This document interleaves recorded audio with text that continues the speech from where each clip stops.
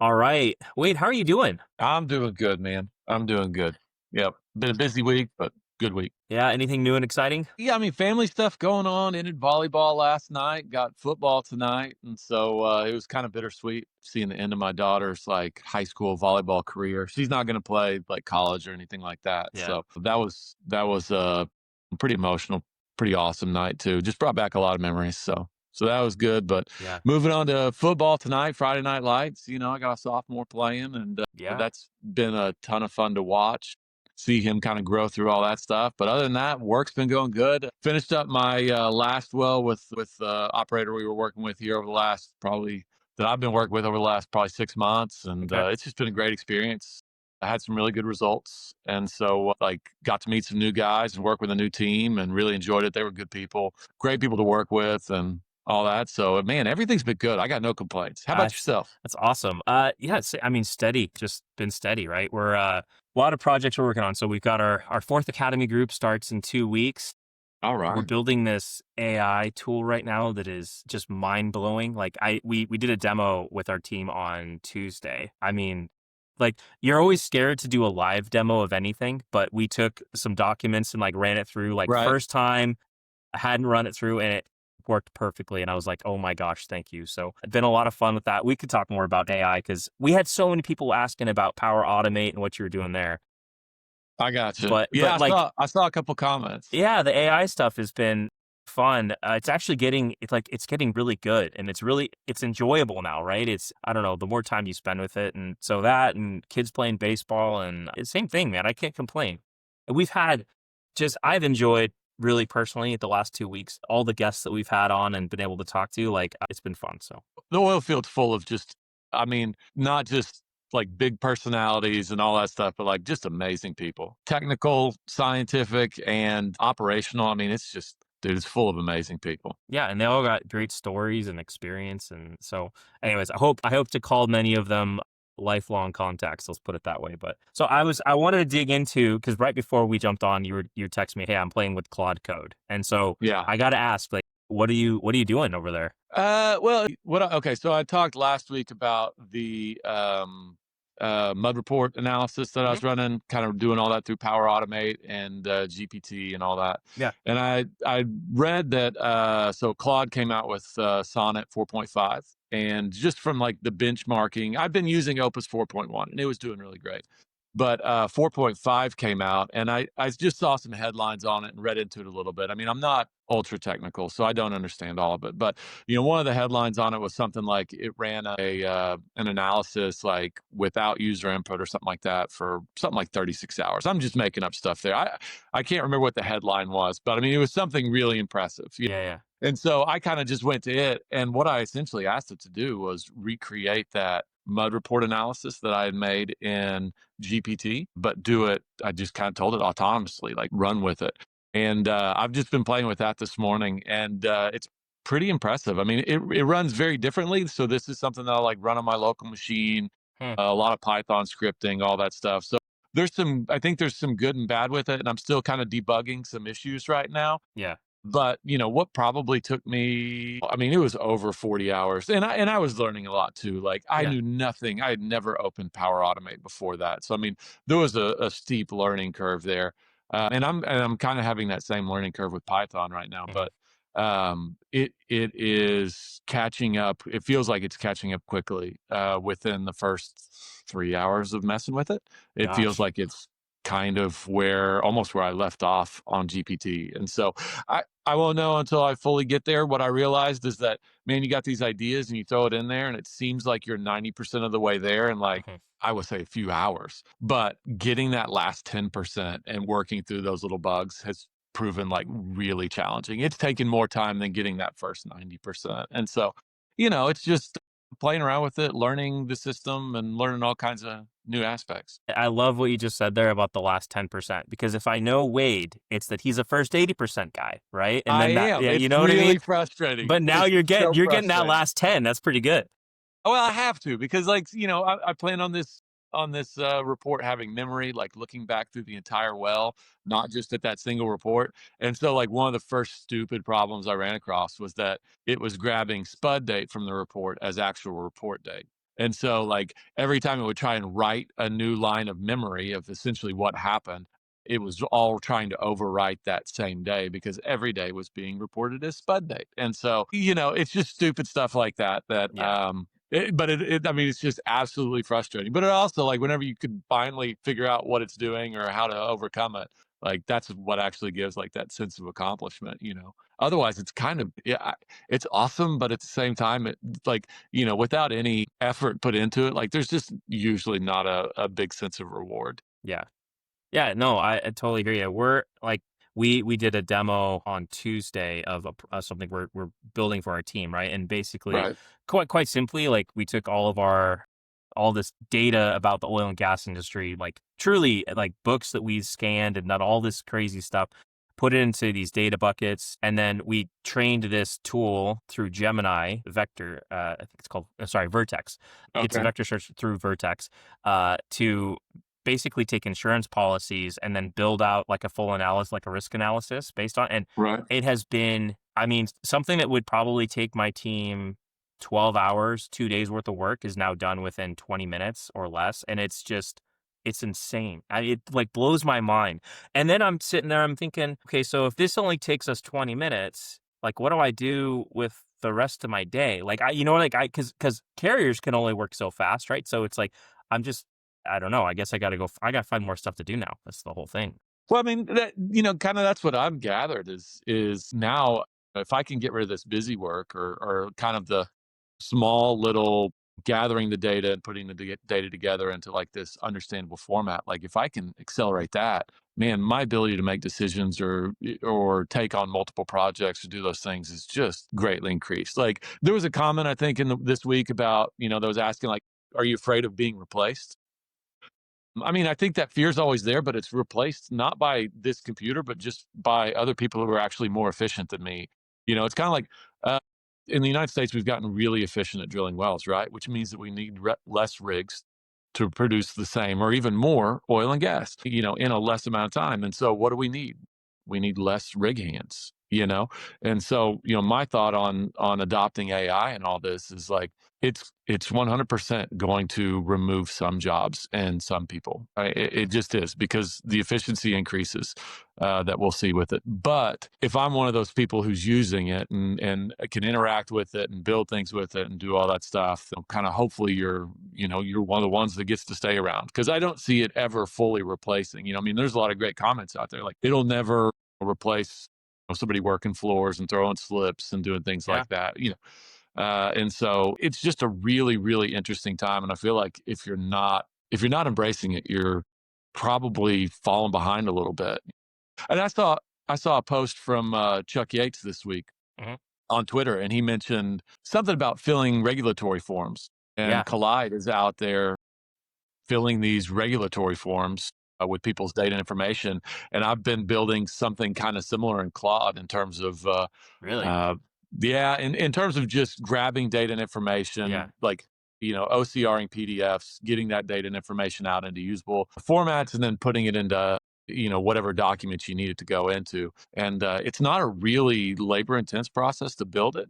It takes some back and forth in order to kind of get everything to work right. But once you do, man, it just makes the process so much faster. totally. No, I mean Collide, the post you're talking about, and I'll put it in the show notes. But yeah, they're basically filling out W-10s automatically, which is, I mean, it does take a lot of time. And I got to actually sit through the demo with Chuck at one point, and he showed me how it works, and it's like I think that's impressive. I mean, one thing that is the bane of my existence is, we take in a lot of data and then we have to do the same thing. You have to put it into reports and PDFs and formats. And Right. if I could just figure out how to, make all my PDFs fillable like that, my gosh, like the power there would be incredible. I'd love Right. that. So no, absolutely point. And I know you're on Twitter, but you're like a lurker. Like I never see you comment on I'm a anything. lurker. I don't post. I don't interact. Like I've got socials and things, but I rarely post But your stuff. your bio line, if you're gonna be a bear, be a grizzly. I Oh, that's our mean, family motto. I love it. That's I our love family it. motto. It's a good one. That is a great motto. It's a great one. Well, well, Very cool. Well, I wanted to, so this kind of might be pulling back into your chemistry days, but I wanted to talk about the chemical compound of oil and gas. And kind Right. of the specific thing that I was trying to unravel is what makes oil and gas light or heavy? Is there something like what is that differentiating factor? It's the length of the carbon in the structure is really Okay. what makes it light or heavy. So, Okay. your longer ones are heavier, your shorter ones are lighter. So, Okay. like, take gas, methane, CH3. That's where, or I'm sorry, I think yeah, that's actually CH4. Okay. But yeah, and so whenever you extend that chain, then it's CH3. But as you get longer and longer, you go from like in products everybody would know, you go from like methane, ethane, propane, butane, pentane, Hmm. and then you start getting longer. You start getting into your um, your gasoline, diesel's way down there at the end, Okay. heavier and all that. So, yeah, so it's your carbon chain is what makes it lighter or heavier there, Okay. So the carbon, and then you've got generally oil. speaking. Like oil's gonna have more. I don't want to call them like it's just more stuff mixed in there, like not pollutants necessarily, but you're gonna have so oil's gonna have like asphalt, like they're gonna extract asphalt from that. They're gonna extract wax from that, like paraffin wax, and right? Well, Is that the idea? yeah, they start breaking it down. You start separating out the length of your compounds by purification process. It's multi-step, but you're essentially, separating out your different length of your chains. You rarely get like it's not like you're separating out like C7. You're usually separating out, and this is I'm getting outside of Yeah. my knowledge base here, but you're Sure. separating out a range of carbon lengths in there. Okay.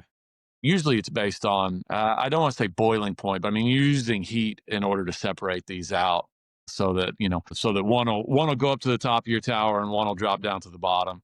And then you can kind of continue that process as you go in order to separate the length of your carbon chains. I think it'd be fun at some point for us to talk to someone that is doing fuel, like thinking like find someone that does like here's Formula One fuel, Refiners, here's jet that's what you fuel, need. like and not only just the refinery, but talk to the guy that's building the race car. Like, because I mean, my dad would run when we were kids. He had an old vintage car that he would race.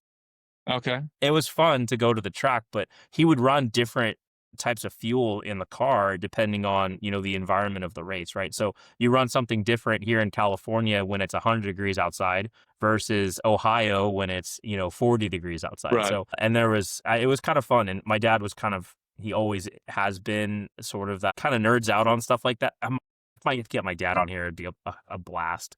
You But should. Well, I oh mean, my and we see gosh, that we see that all the time. I mean, whenever we're out there, whenever it gets really, really cold, at least in Oklahoma for us, yeah, really, really cold, yep, like your diesel will start kind of waxing up and getting thick and you can't pump it through and do all that. And so that would make perfect sense that, I mean, especially in a machine like what you're talking about, where I'd say quarters of seconds count huge, oh, yeah. you want to be running as just efficiently as possible. Hmm. No, That's an yeah. interesting application of that. That'd be I don't know. I love cars. Like why not, local Right. energy. We can talk I think we should be able to talk about cars. That we're burning Let's fuel. do. Yeah. Yeah. That'd be a good time. All right, so I'll go ahead and ask, but yeah, what is swabbing? Swabbing is essentially the process of removing fluids from a well bore. So whenever fluids start getting in there and the well loads up, whether you shut the well in or it gets hit by an offset frac, what'll happen is the fluids will build up there in the vertical and the well stops flowing. So that's what we call loading up. It's no longer producing, any oil and gas, anything like that. So what you do is you come on with a rig, and this rig has a line, and at the bottom of the line, it's got we call them swab cups. Think of a length of their rubber cups, and they kind of are cupped in an upward fashion like this. There's a number of them, and you drop down with that wire, with that line there, with those cups on the bottom. You go down, you'll hit fluid, you drop down below that fluid, and then you just start pulling it out of the hole. As it pulls out of the hole, it keeps a quantity of fluid above it as you're pulling up. Now, some's also going to go around those cups and kind of fall back down to the bottom. But you do multiple runs, swabbing just barrels of liquids off of your well until Mm, it gets to the point that hydrostatic pressure has been decreased enough to where the well can start flowing on its own. okay. So this is done after drilling then, right? Yeah, This is more this of a is maintenance thing? this is usually after your initial flow back and all of that. This is usually further down the life of the well. Yep. Okay. Yeah. Understood. Normally at So the beginning of a well, the well will have enough. Now there's reservoirs that don't have tons of reservoir drive or pressure to be able to kick themselves off. So you kind of got to go in there and maybe swab it back. Most new wells have enough reservoir pressure and drive to kick off on their own and to get the fluids out. But as the well gets older and it loses some of that reservoir pressure, you have to go in and bring those wells back online. okay, got it. That makes sense. It's yeah. I mean, I'd probably imagine that would be. I don't know if the operator would probably hire someone out to do that. They're not going to necessarily do Well, it yeah, themselves. yeah. You usually you don't have your own. I mean, some companies do. Some companies will have their own trucks that'll go out there and do that, and their own operators and all that. But Okay. those rubber cups, as you run them down, as you pull them up, they get damaged, and when you're on surface, you got to check them out. If they get damaged, then they're not lifting as much fluid, takes more runs, and so you're swapping out those cups. You gotta be careful about how much you're pulling out. You're watching your line tension and all those different things. You don't want to get so much water that you either come off of the come off of the line or anything like that.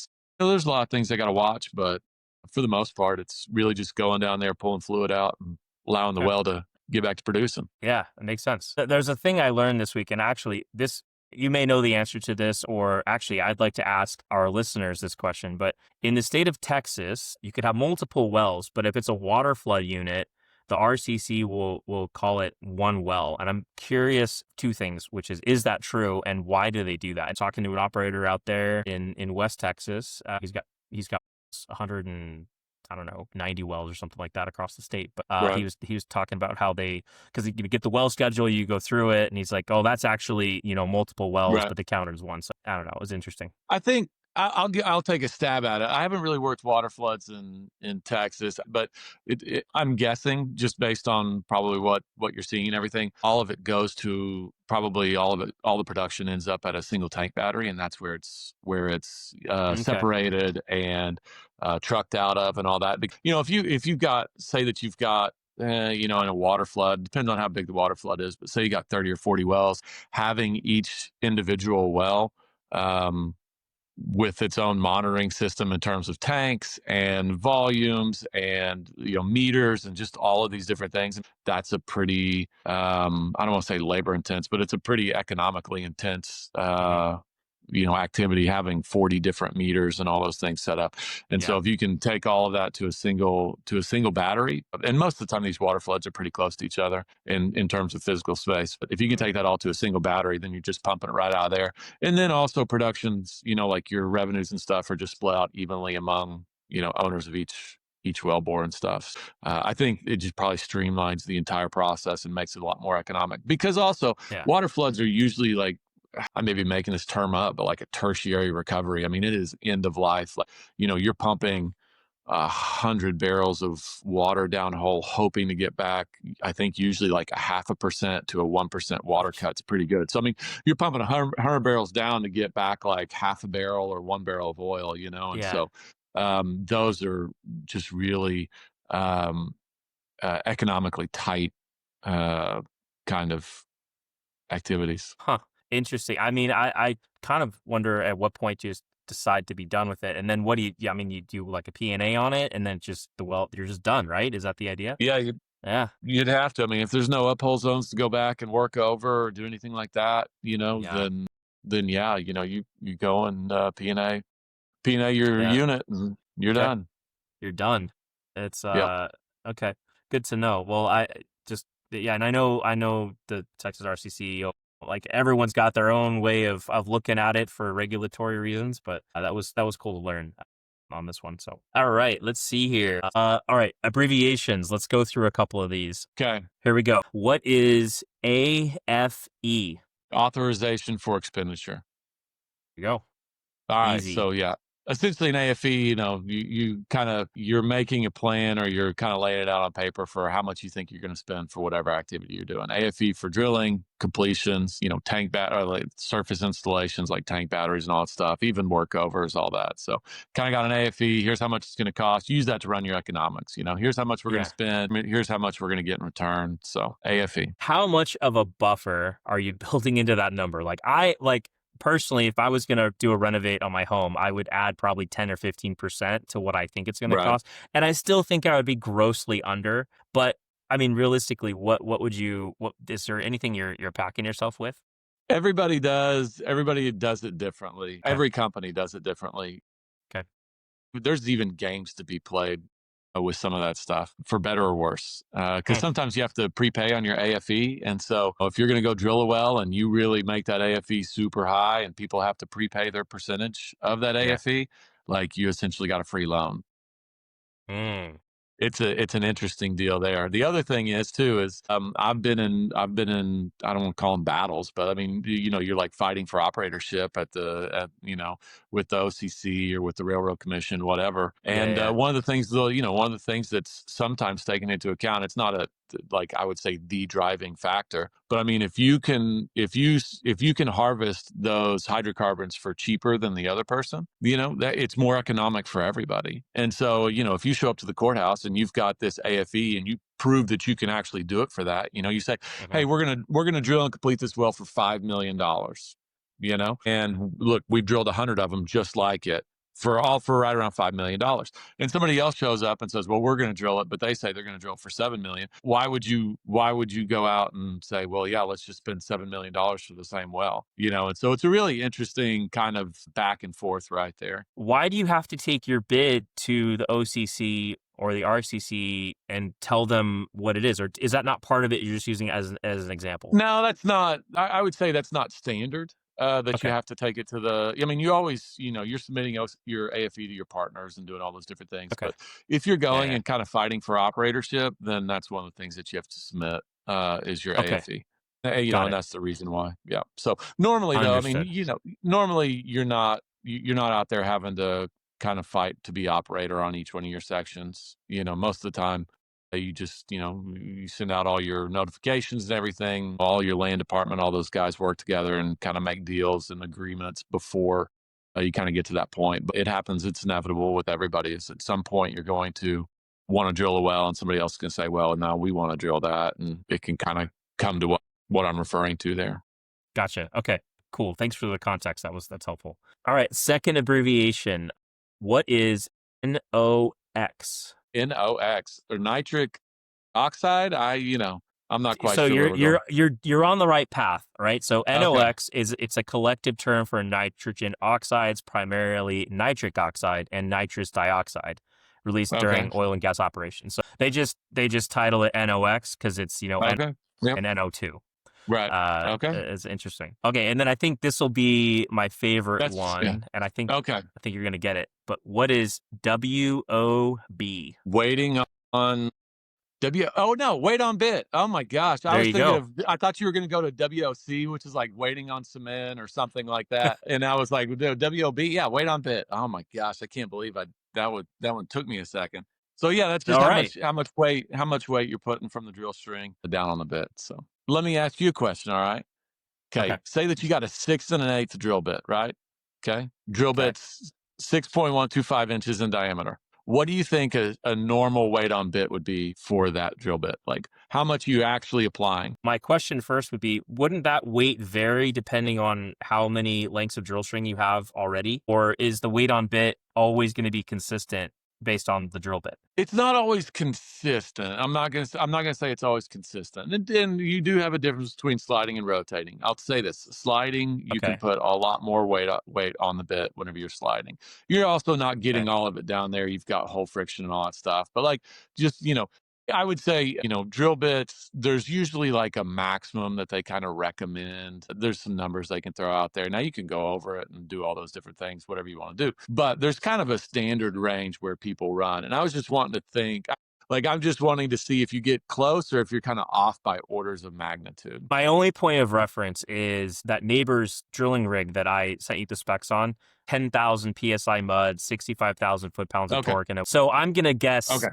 I don't know, 250,000 pounds. Okay. Well, oh man, that's a lot. That's a whole lot. All right. Say anywhere from, on the low end when you're drilling, it'd be like Okay. 12,000 pounds. On the higher Okay. end, probably 25 to 30,000 pounds. I mean, man, you think about it. I mean, you think about putting that much weight on something only 6 inches in diameter, Yeah.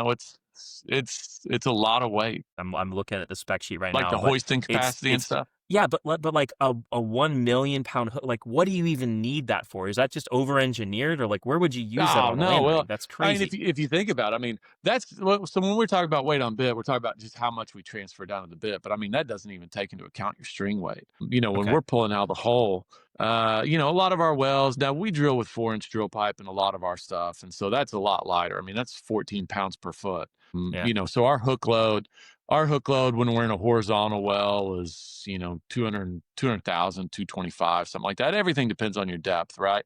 And then as you're pulling, you've also have to overcome like your hole friction in your lateral, and if you got a nudge and all that stuff. When we start pulling out of the hole at TD, a lot of times we'll see anywhere up to 350,000 would be one that you could see pretty easily, right? So 350,000 pounds is what you're pulling out of the hole, but that's with 4-inch drill Gosh. pipe. I mean, you think about some of Yeah. these guys that are, some of these guys that these Utica wells or whatever that they're Hmm. drilling 4 mile laterals. I mean, the whole friction and the pipe weight. I don't think they drill those with 4-inch drill pipe. I'm almost certain they don't. Those are probably either four Yeah. and a Yeah. half or 5.5, something like that. And so your pounds per foot, the weight of your pipe goes up. Your friction's really high because you got 4 miles of lateral you're pulling against. Like, you could really use some high hoisting capacity at that point. And then the other thing is some of these wells. I mean, there's some stuff down in southern Oklahoma where they'll run, man, I think they were running 16, 17,000 feet of 9 and 5/8 casing that can be like Wow. 45 pounds per foot, 40, 45 pounds per foot. And so, I mean, you're talking Holy about moly. some huge, huge numbers, some really heavy weights. And, Yeah. that whenever it talks about hoisting capacity, that's really what that's referring to is, Okay. how much weight you can pull. Overall, yeah. Okay, because you have Yeah. the totals. All right. Got Yep. it. Well, And that's there's usually a impressive. I mean, safety even factor below that. yeah, but I mean, even at 12,000, is it 12,000 foot-pounds? Or no, it's not torque rate. It's just weight on bit. So it's just going to be, how are they? Is that just you're putting like It's 12,000 pounds. pound weight uh, up in Yeah, the you're air, and that's what's you're pushing it putting down? Yeah. yeah, you're Okay. putting anywhere from 12 to 25,000, you know, Okay. pounds down there. Yeah. Yeah. And then how are you adding weight as you? Because I'm guessing you need to increase your weight or decrease your weight, right? At some point, or is Yeah. it consistent through the drill? Okay. How do Yeah, you you add you weight? Do increase you have to? decrease. Well, I Okay. mean, you've always got excess weight because your string weighs 200,000 pounds. Like, Yeah. you've got 200,000 pounds of string weight that you could just drop on it. Right. You're always just kind of coming down real slowly, just adjusting that weight based on how quickly you kind of lower your blocks. This is so I love this. This is like a I whole may nother have I thing that may I have never said thought foot about. pound. Now that you mentioned that, I may have said foot pounds earlier. It's just Yeah. 1,000 pounds with Yeah. weight on bit, and foot pounds is Okay. yeah, foot pound. Just opened up a whole nother world of drilling that I never thought about. So I love that. This Yep. is why I love talking to you. Thank you guys for listening to this week's episode of Local Energy. Wade, thanks for jumping on. I know this show is super sporadic, but we got some exciting guests coming up in the next few weeks, and excited to chat with more people about interesting things. So Yeah. I'll see you next week. All right.